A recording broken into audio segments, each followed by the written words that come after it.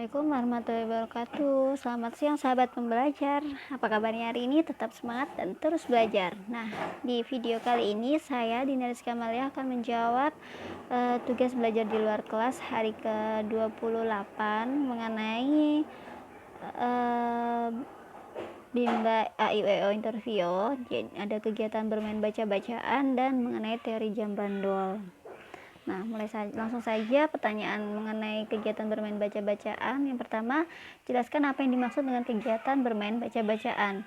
Jadi di sini adalah salah satu kegiatan di Bimba, di mana ini merupakan kegiatan permainan yang bertujuan untuk menumbuhkan minat baca anak dan minat belajar anak. Jadi kegiatan ini kita buat secara menyenangkan, pastinya harus menyenangkan. Jadi di sini kita mengajak anak-anak itu untuk membaca. Jadi di sini karena prioritas di Bimba AIWO adalah meningkatkan minat baca, jadi kita lebih banyak kegiatan prioritasnya adalah bermain baca-bacaan. Kemudian jelaskan kegiatan apa saja termasuk dalam kegiatan bermain baca-bacaan. Nah, biasanya di sini kita bisa berdialog dengan menggunakan bahasa Bimba. Kemudian kita bisa bermain modul baca Bimba AIWO seperti ini ya. Ini adalah modul baca. Jadi sudah dikemas sedemikian rupa, jadi sudah sesuai, ada tahapannya, ada kurikulumnya, jadi disesuaikan dengan tahapan kemampuan anak seperti ini. Atau bisa juga dengan kegiatan membaca buku cerita. Kalau di Bimba juga ada buku cerita ya, temanya yang tentu saja menarik dan ada hikmah di dalamnya. Kemudian pertanyaan selanjutnya, apa tujuan dari kegiatan bermain baca-bacaan? Tujuannya tidak lain adalah agar dapat menumbuhkan minat baca dan minat belajar anak secara intrinsik. Jadi ketika anak sudah dibiasakan dengan kegiatan baca-bacaan, sudah menyukai suka membaca, jadi nanti kalau dimulai dari suka membaca maka akan suka untuk belajar, seperti itu. Pertanyaan selanjutnya, kapan kegiatan bermain baca-bacaan dilakukan oleh motivator? Jadi kegiatan baca-bacaan ini dilakukan di sepanjang kegiatan bermain sambil belajar. Jadi karena kegiatan bermain baca-bacaan ini merupakan kegiatan prioritas, kegiatan utama, jadi kita selalu menawarkan untuk membaca terlebih dahulu, bermain baca-bacaan terlebih dahulu dengan ada beberapa selingan-selingan seperti itu. Pertanyaan nomor 5, mengapa kegiatan bermain baca-bacaan jadi kegiatan prioritas utama yang harus dilakukan oleh motivator? Nah, sudah saya jelaskan ya, karena kita di Bimba AIWO ini kita fokus untuk menumbuhkan minat baca anak sejak dini secara intrinsik, jadi tanpa ada paksaan. Jadi kita kemas kegiatan bermain baca-bacaan ini menjadi hal yang menyenangkan, jadi anak tidak merasa terpaksa. Kita pakai modul seperti ini seperti bermain, kita ajak bermain.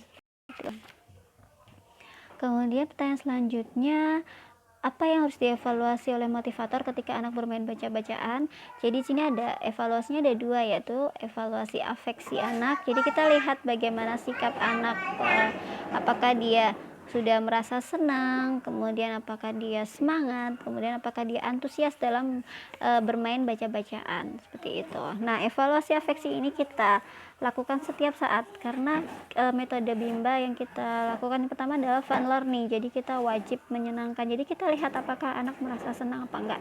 Kalau anak merasa tertekan, berarti kita belum berhasil menerapkan fun learning. Kemudian evaluasi yang kedua ada evaluasi kognitif. Jadi ini evaluasi kemampuan siswa ya. Jadi setiap 10 menit sekali, jadi setidaknya 2 kali dalam setiap pertemuan itu kita ajak anak bermain, misalnya bermain tebak-tebakan, kemudian bisa bermain verbal kata. Jadi kita melihat apakah kemampuan murid kita itu sudah sejauh mana, seperti itu.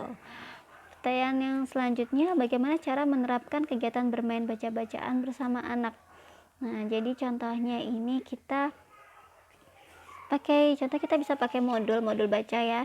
Di sini modulnya udah dibuat ada tahapannya dan menyenangkan, berwarna-warni. Kemudian kita bisa ajak anak, misalnya ini saya pakai langsung modul 1D13. Nah, di sini ada baca-bacaan, ada tulisan yang kita ajak anak untuk membaca, kemudian sih ada gambarnya, jadi yang membuat anak menarik. Jadi kita lihat, wah itu ada gambar apa ya kak, seperti itu. ada gambar, ini ada motor, ini ada bibir, kemudian ini ada orang lagi makan. Nah, ini kita ajak anak untuk tarik garis, kira-kira mana ya hurufnya yang sesuai dengan gambar, seperti itu. Jadi kita ajak bermain baca-bacaan dulu, anak membaca kata-kata di sini, kemudian biasanya kita lipat ya modulnya. Nah, seperti ini. Jadi ini kalau di istilahnya di Bimba ini adalah tiketannya nanti akan kita tanyakan kembali ke anak-anak, mana tiket-tiketannya ada berapa, yuk kita baca kembali, seperti itu. Harapannya ketika tiket-tiketan ini menjadi media belajar anak, jadi dia mengulang kemudian mengulang lagi latihan, jadi sehingga mereka lebih terampil, seperti itu. Jangan lupa ketika kita melakukan kegiatan baca-bacaan, kita harus memberikan apresiasi, kita beri reward, kita bisa tos, kita bisa puji dengan anak rajin, anak baik, dan sebagainya. Kemudian pertanyaan selanjutnya, apa dampaknya jika motivator tidak menerapkan permainan baca-bacaan? Tentu saja kalau misalnya, karena kita fokusnya di Bimba adalah bermain baca-bacaan ya sebagai kegiatan prioritasnya, tujuannya tidak lain adalah menumbuhkan minat baca. Ketika anak sudah merasa senang dengan kegiatan membaca, jadi anak akan secara tidak langsung, secara intrinsik dia akan tumbuh minat bacanya, tumbuh minat belajarnya, dia akan suka. Nah, kalau kita tidak menerapkan permainan baca-bacaan, kita tidak membiasakan anak-anak untuk bermain baca-bacaan, jadi kurang maksimal ya bimbingan yang kita lakukan, seperti itu. Pertanyaan selanjutnya mengenai teori jam bandul. Nah, yang pertama, jelaskan apa yang diketahui mengenai teori jam bandul dan berikan contohnya. Jadi di Bimba kita ada istilah teori jam bandul. Ini merupakan bagian dari variation skill di metode Bimba. Selain fun learning, individual system, small step system, dan individual system. Jadi di sini ada variation skill, di mana kita di kegiatan bermain sambil belajarnya ada beberapa kegiatan prioritas dan kegiatan selingan. Kegiatan prioritasnya adalah kegiatan baca-bacaan, kegiatan selingannya bisa mewarnai, bisa berhitung, seperti itu. Mengapa namanya teori jam bandul? Jadi kita analogikan seperti bandul ya, yang bergeraknya seperti ini misalnya. Nah, dia akan terus kembali ke tengah, seperti itu. Jadi ketika kembali di tengah ini adalah prioritas kita. Kalau di samping, kiri, dan kanan itu adalah kegiatan selingannya. Kemudian berikan contohnya. Nah, di contohnya di sini ini ada, misalnya ini ada modul baca, ini ada modul matematika, kemudian ada lagi modul tulis. Nah, jadi ini ada banyak variasinya. Jadi kita kegiatan bermain sambil belajarnya itu kita awali dengan kegiatan baca-bacaan, kemudian diselingi dengan kegiatan ini matematika, kemudian balik lagi ke baca-baca, kemudian menulis, seperti itu. Ini terkait pertanyaan selanjutnya, tujuan dari penerapan teori bandul, karena anak ini mudah bosan ya, jadi tingkat konsentrasi pendek, cenderung pendek, mudah bosan. Jadi kita perlu kegiatan selingan agar anak tidak bosan, jadi biar dia tetap semangat, kemudian tetap antusias untuk melakukan kegiatan bermain sambil belajar bersama motivator, seperti itu. Kemudian pertanyaan ketiga, kapan motivator menerapkan teori jam bandul? Nah, di sepanjang kegiatan, jadi kita selalu berpedoman pada teori jam bandul ya, dimana kegiatan prioritas adalah baca-bacaan, kegiatan selingannya bisa ini tarik garis soal matematika atau menulis. Nah, seperti itu. Jadi kembali lagi, kegiatan prioritas yang harus utama yang kita lakukan adalah kegiatan prioritas ini, baca-bacaan, kemudian diselingi dengan kegiatan seperti ini, matematika atau tulis. Nah, di sepanjang kita variasikan, seperti itu. Kemudian nomor 4, bagaimana cara menerapkan teori jam bandul? Nah, di sini teori jam bandul kita harus memvariasikan aspek-aspek ini ya, ketiga aspek ini. Jadi tidak boleh kita terus-terusan baca, terus tidak boleh.